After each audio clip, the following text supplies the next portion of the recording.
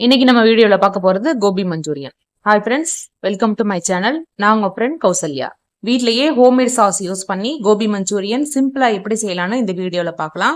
உங்கள்ட்ட homemade sauce இல்ல, திடீர்னு மஞ்சூரியன் கேக்குறாங்க அப்படின்னா ஒரு தக்காளி, காஞ்ச மிளகாவை வேக வச்சுட்டு சுகர் சேர்த்து அரைச்சி அதை சாஸா யூஸ் பண்ணிக்கலாம். ஒரு பெரிய காலிஃபிளவரா கிளீன் பண்ணி எடுத்துக்கோங்க. இதே மாதிரி கொஞ்சம் பெரிய பெரிய பீசஸா கட் பண்ணி எடுத்துக்கோங்க.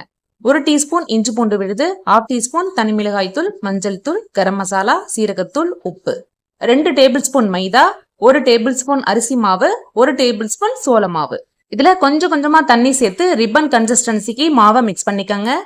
இப்ப இதுல ஆஃப் பாயிலா வேக வச்ச காலிஃபிளவரை தண்ணி நல்லா ஃபில்டர் பண்ணிட்டு இந்த மாவோட சேர்த்து மிக்ஸ் பண்ணிக்கலாம்.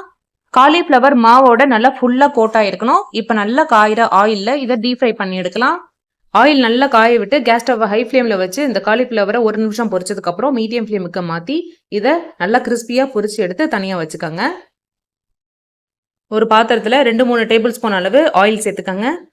நல்லா பொடியா கட் பண்ண ஒரு துண்டு இஞ்சி, 2 பச்சை மிளகாய், 4-5 பல் பூண்டு நல்லா ஃபைனா கட் பண்ணி சேர்த்துக்கங்க. கேஸ் ஸ்டவ் மீடியம் ஃப்ளேம்ல வச்சு இதை நல்லா பொன்னிறமா வதக்கி எடுத்துக்கலாம். இது 3 ஆயில்ல வதங்கும் பொழுது வாசனை செம்மையா இருக்கும். இது கூட ஒரு குடமிளகா கொஞ்சம் பெரிய பீஸா கியூப்ஸா கட் பண்ணி சேர்த்துக்கங்க. 2 வெங்காயம் அதையும் கொஞ்சம் பெரிய பீஸா கட் பண்ணி சேர்த்து வதக்கிக்கலாம்.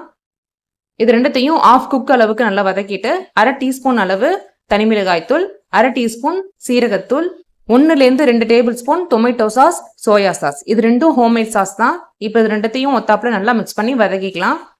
நான் இதுல காரத்துக்காக தனி மிளகாய் தூள் சேர்த்திருக்கேன். உங்கள்கிட்ட ரெட் சில்லி சாஸ் இருந்ததுனாக்கா சேர்த்துக்கலாம், ஒன்றும் பிரச்சனை இல்லை. இப்போ இதுல 1 டம்ளர் அளவு தண்ணி சேர்த்துக்கிறேன். தண்ணி சேர்த்து இது எல்லாத்தையும் ஒத்தாப்புல மிக்ஸ் பண்ணிக்கலாம். இது நல்லா கொதிக்கும் பொழுது இதுல 1 டேபிள் ஸ்பூன் அளவு கார்ன்ஃபிளவர், 1/2 டம்ளர் தண்ணி ஊற்றி நல்லா கரைச்சிக்கங்க. இந்த மாவு கரைசல்ல கொஞ்சம் கூட கட்டிகள் இல்லாம நல்லா ஸ்மூத்தா கரைச்சி வச்சுக்கோங்க. இப்ப கொதிக்கிற இந்த மசாலால தேவையான அளவு உப்பு சேர்த்துக்கலாம். இப்ப நம்ம கரைச்ச இந்த மாவை கொதிக்கிற மசாலாவோட சேர்த்துக்கலாம். கேஸ் ஸ்டவ்வை மீடியம் ஃப்ளேம்ல வச்சுக்கோங்க. மீடியம் ஃப்ளேம்ல வச்சுக்கிட்டு இது நல்லா கிண்டி விட்டுக்கிட்டே இருங்க. மாவு நல்லா பூத்து நல்லா கிளாஸியான கன்சிஸ்டன்சி வரும். உப்பு பதம் கரெக்டா இருக்குதான்னு செக் பண்ணிக்கோங்க. பாருங்க, இதே மாதிரி நல்லா டிரான்ஸ்பரண்டா கிளாஸியான கன்சிஸ்டன்சி வந்ததுக்கு அப்புறம் நம்ம பொரிச்சு வச்ச அந்த காலிஃபிளவரையும் சேர்த்துக்கலாம். கேஸ் ஸ்டவ்வை மீடியம் ஃப்ளேம்லேயே வச்சுட்டு நம்ம பொரிச்ச காலிஃபிளவர் இதில் சேர்த்தாச்சு. இதை ஒத்தாப்புல கிண்டி விட்டுக்கிட்டே இருங்க.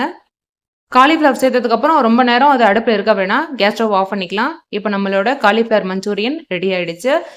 கேஸ் ஸ்டவ் ஆஃப் பண்ணிட்டு வெங்காயத்தால் உங்களுக்கு தேவைப்பட்டுச்சுனாக்கா கொத்தமல்லி தலை தூவுனீங்கனாக்கா சுட சுட சூப்பரான நம்மளோட கோபி மஞ்சூரியன் ரெடி. ஒரு 15-20 நிமிஷம் வேலை தான். நல்லா டேஸ்டியான ஹோம்மேட் கோபி மஞ்சூரியன் இப்போ ரெடி ஆயிடுச்சு. ஸ்ட்ரீட் ஃபுட் எதுக்கு பயந்து பயந்து கொடுத்துக்கிட்டு ஹைஜீனிக்கான இந்த ரெசிபியா செஞ்சு கொடுங்க. தேங்க்ஸ் ஃபார் வாட்சிங்.